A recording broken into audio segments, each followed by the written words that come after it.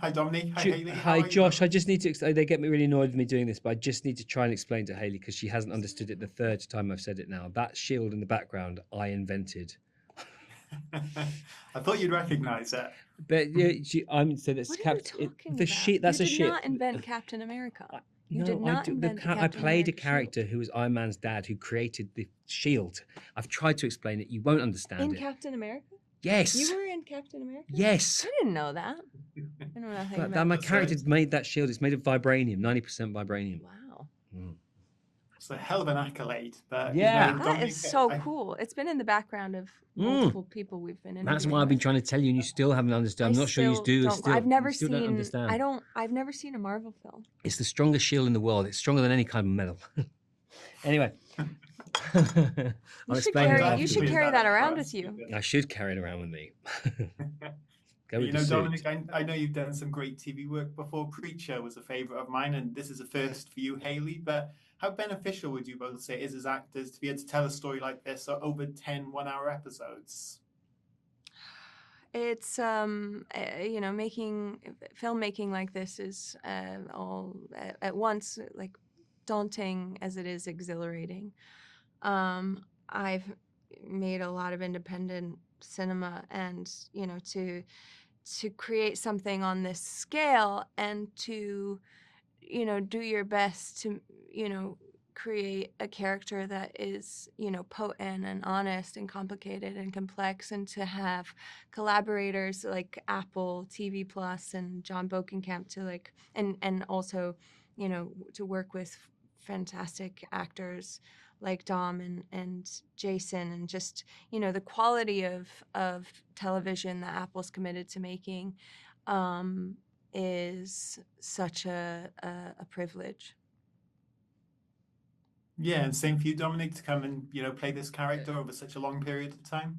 It's such a privilege to be able to explore a character in such depth. People always said that when TV became good again, well, it always was, but when it became popular again, and everyone was very excited because for actors and writers, you had real chance, a real kind of space. It wasn't all rushed into this one thing, and so you have this incredible journey, and this production in particular, you meet someone that you're playing, or you can unearth through flashback and through the future and what's happening in the present, who on earth are these people? And we have so many parts to our personalities and how we are at different times in our lives.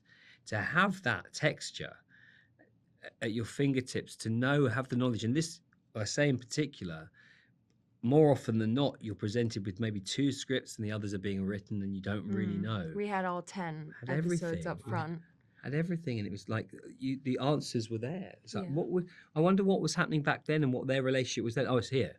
That's what's happening, and that would led to that, and that's why you behave like that. Now, the problem that you're confronted with is how much, because this has so many brilliant surprises in it, is how much can you give away, or what level are the audience reacting to you at that point, and how do you want to be perceived? And you shouldn't really think that, and that's when you rely on your brilliant showrunner who knows it inside out. He's tracking everything. And that is also all we gold. really have to do is just try to be as honest as possible. Try and be truthful, and then let them.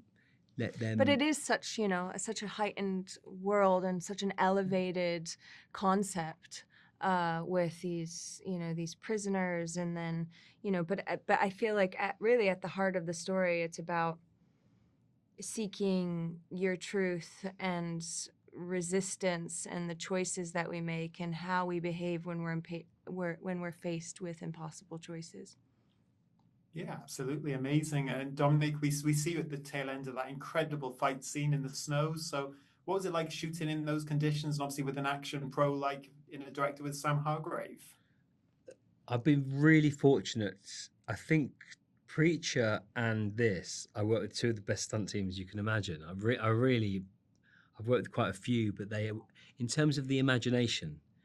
And I remember before I started this watching Extraction and thinking, oh my goodness, these guys know. They just push the limits of what's possible with action, and especially on a television show. Yeah, and all that stuff was real, like being on a real plane, fighting on a tundra buggy. You're in the confines of something. The difficulty is that you want to be him. He's directing, he's very calm, very handsome, and very brilliant at his job. So you're just like, you sometimes just go, actually, why is he not just doing this? I can't even compare. And he's got such brilliant presence, and he'd show you. Normally, the director's quite impressed by what you've been learning and training. This dude is just like, okay, he's got a few problems there still, because it's so brilliant watching him, how he does it. And they've created you can't question anything. It's annoying is what I'm saying. It's annoyingly good because it's all sorted. You can completely relax. You can just focus on acting, and acting in stunt sequences is very important as well. We need to sell it. But they create what's the word? What's the word? The dynamics. No, the word is in theatre. You create choreography. The choreography of the piece. Yeah. And the pace, the choreography, the pace, the tone. And it has to be believable. It has to be real. And I'm meant to be CIA, Navy SEAL. Navy SEAL. I mean, and I believe he's a Navy SEAL, but and what a pleasure to be made to look like, I hope, someone who perhaps, they're great fight sequences. I mean, the one on the tundra buggy, it's good. The one where I'm in the hood, is that me? Probably not. You have to watch and find out. Sam has worked on a lot of Marvel movies, and you brought up the Shield, Dominic. So do you think we are going to see more Howard Stark? We got those Avengers movies coming up. Is the door open? I mean, I don't know. I'm still good friends with them, and I don't know whether there's a world, because I'm stuck in the 50s. And there's another actor who plays him with Robert